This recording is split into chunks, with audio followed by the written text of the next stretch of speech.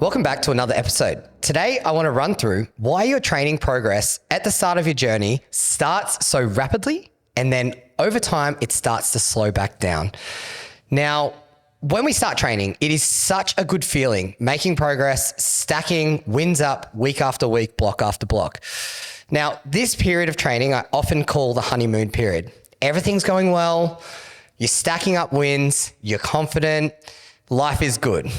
But the reality is this sets up a precedent where there will be a point in time in which it starts to slow down, which for many lifters is a really challenging period in their lifting because the effort that they're putting in week after week hasn't changed. The recovery is probably even better than it was when they started.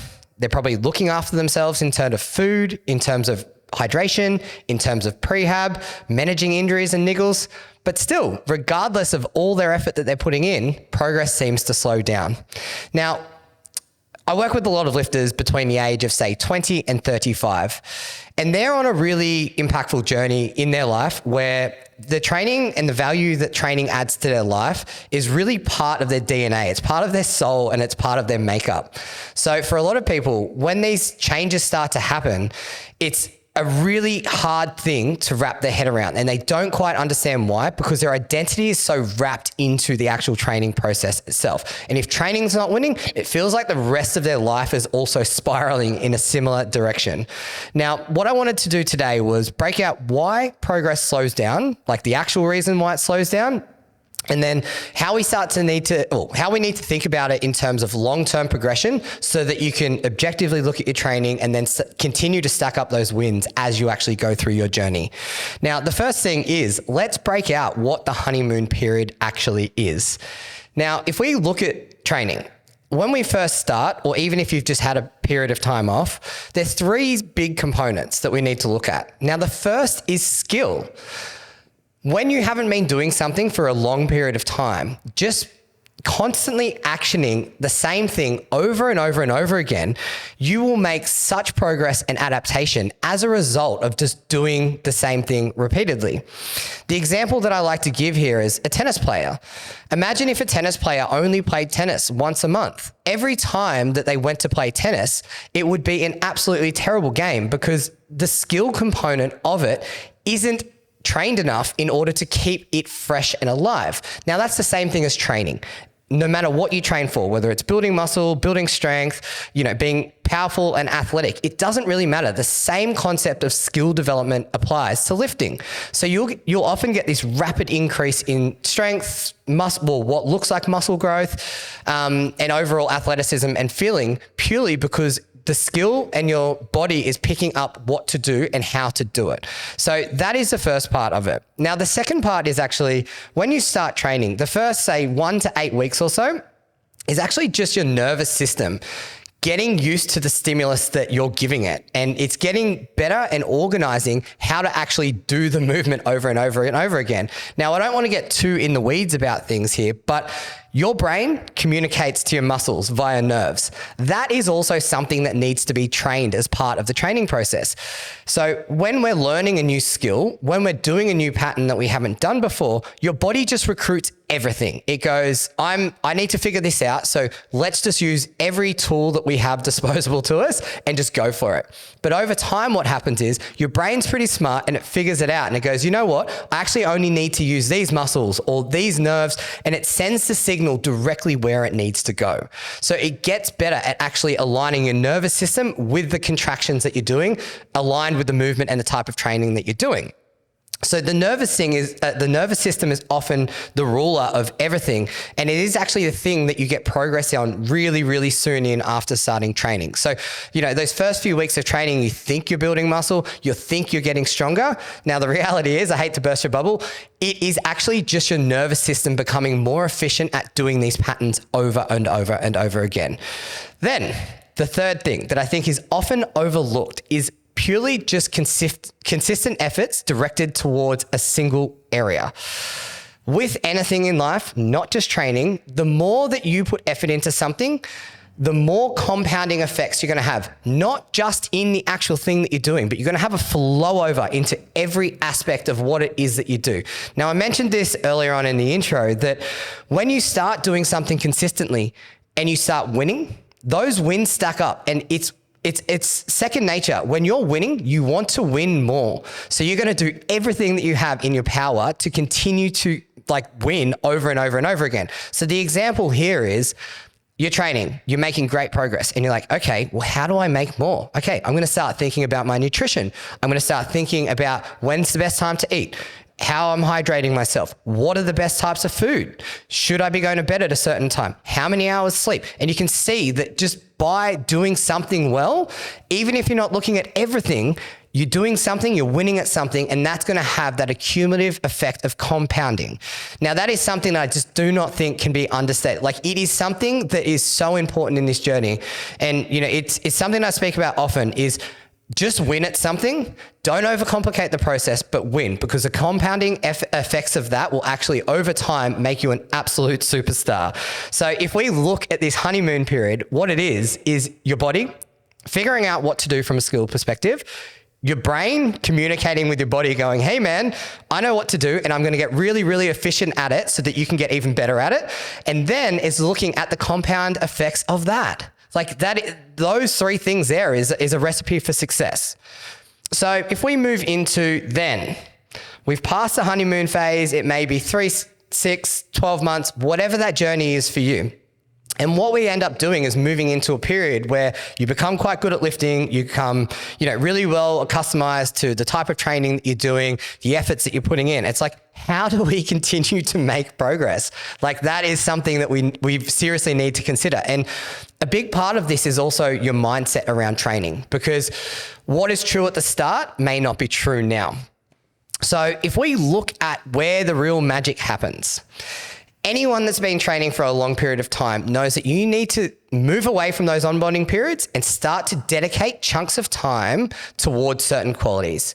Now, if you need to put on muscle mass, you need to be laser focused on doing training and lifestyle modifications that's going to help you to put on muscle mass. If you want to build strength, the same is true. You need to make sure that your technique is bulletproof, that you're moving in a way that's conducive to long-term progress, which means not sitting on the threshold of intensity every single session. It's just savings. You're putting money in the bank every single session and you're saving up. So one day, the outcome of what you're doing is just 10x, right? And that is training in a nutshell. But the same is true. If you think about weight loss or, someone that wants to train for structural balance, these things still have the same carryover. So if you think of losing body weight, right?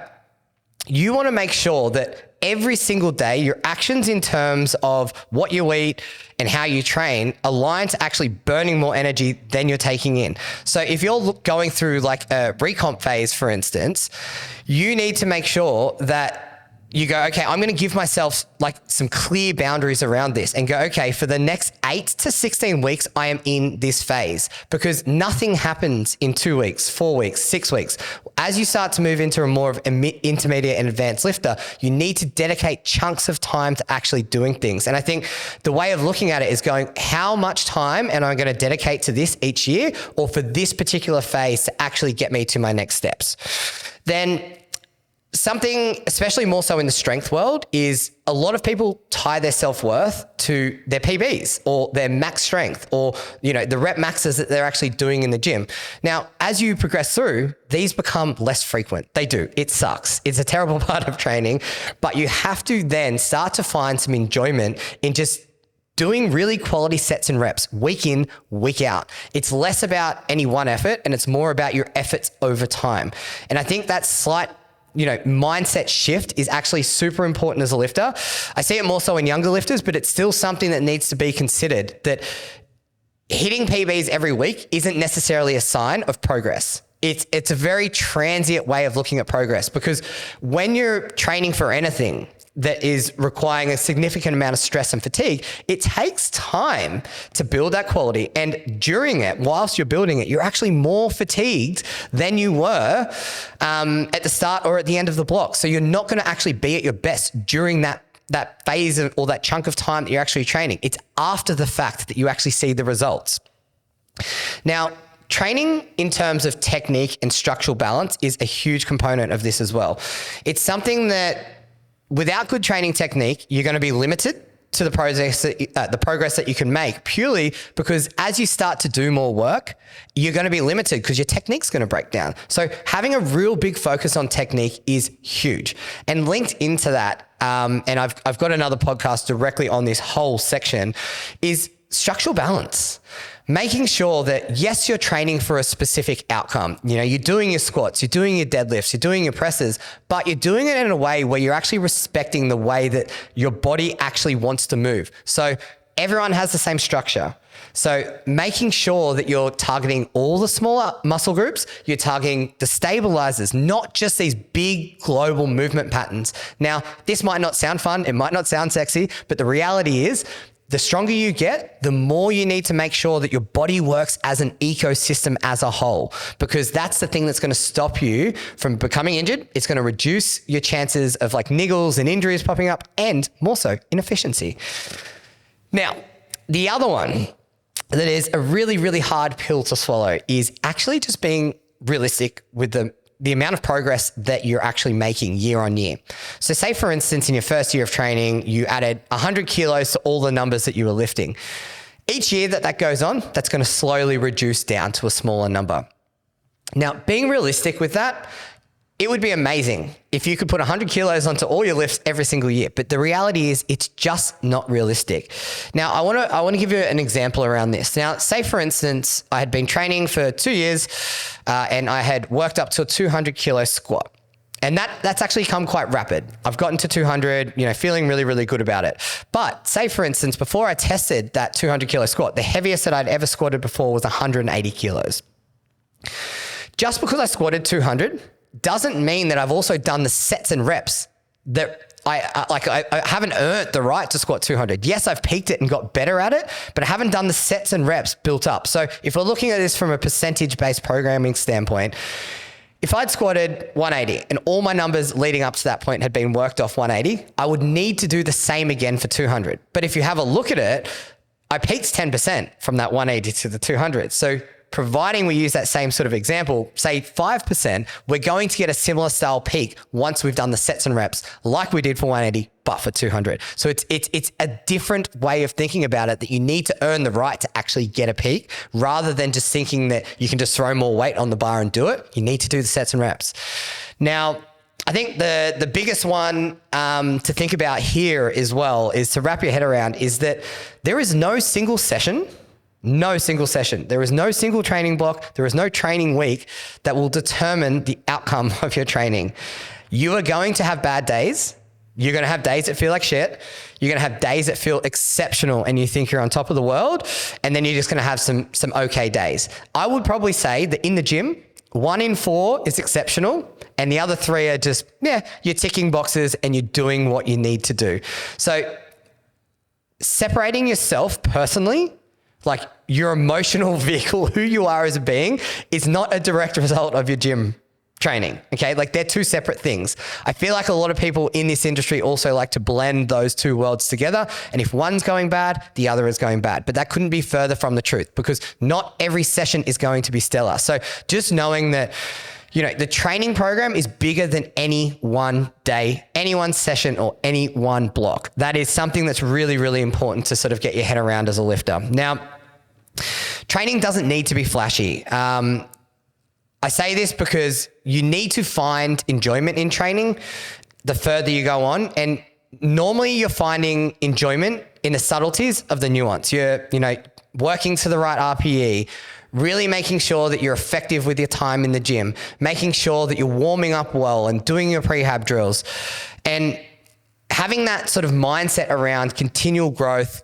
Even if you're changing 1% a day, 1% a week, 1% a month, it doesn't really matter. As long as you're moving forward and continually refining what you do, you should be able to find some meaning in your training itself. You find a lot of people that haven't made significant progress in the gym chase new and exciting, where more experienced people in the gym actually don't. They chase progress, and progress we know anyone that's been in the gym, we know that progress slows down over time. So as a result of it slowing down over time, we also need to then just manage our expectations about how fast the growth is going to be. And then also just find enjoyment in the actual process itself, because that is where the magic is at. As soon as you get to the point that you apparently want to get to, you're just going to put another fence in, you're just going to pick another landmark to move towards, whether that's a strength number, whether it's a body weight composition number, it doesn't matter. So enjoy the process, because that's actually the most important part. So I would say my advice for anyone is find a style of training that is conducive to you actually going and, doing it 3 to 5 times a week, because that is actually where the magic is at. If that is training for strength, go for it. If that is training for muscle mass, go for it. If you want to drop some body weight, just go all in on it. Don't half-ass these things. Go all in on it and find your way through the process. Like, that is the magic. It's the journey itself. So that's it for me today. I'll see you guys on the next episode.